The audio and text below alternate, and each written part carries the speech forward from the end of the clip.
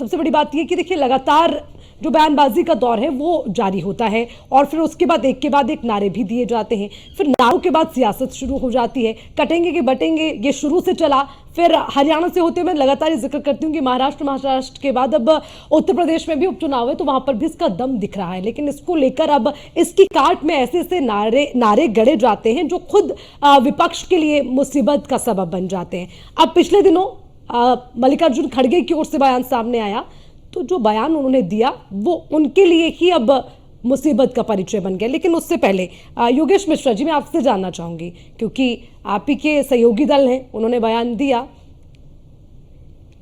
चलिए उनसे दोबारा संपर्क करेंगे, हालांकि अभी हमारे साथ जुड़े नहीं हैं, तो जपेंद्र सिंह का मैं रुख कर लेती हूँ। जपेंद्र सिंह जी, एक मास्टर स्ट्रोक आपने बना दिया है, बटेंगे तो कटेंगे, लेकिन विपक्ष उसकी काट में नए नए जो नारे हैं वो गड़े जा रहे हैं।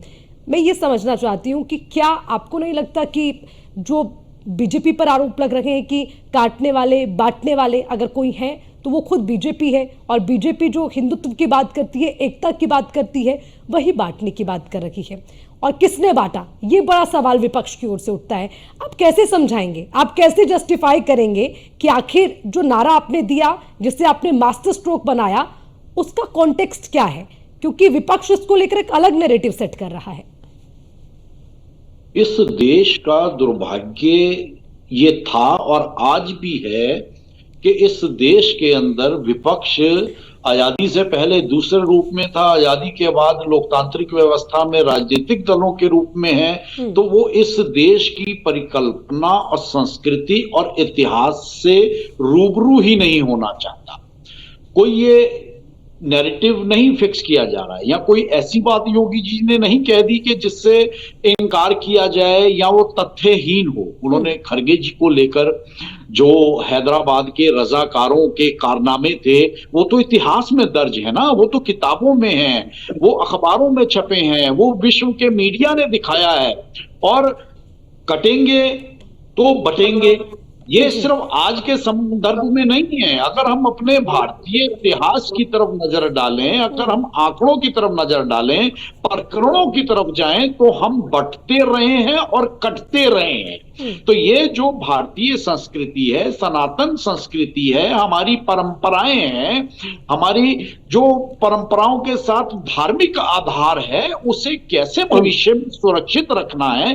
कितने आतताई आए, हजारों लाखों मंदिर तोड़ दिए गए, कत्ले आम होते रहे, लोगों के नर मुंडों के ऊपर ठहाके लगते रहे, रक्तपात से इस भारतवर्ष की जमीन को सैकड़ों वर्ष सींचा जाता रहा। तो अगर क्या हम एक होते या बटे हुए ना होते तो क्या ऐसा संभव था?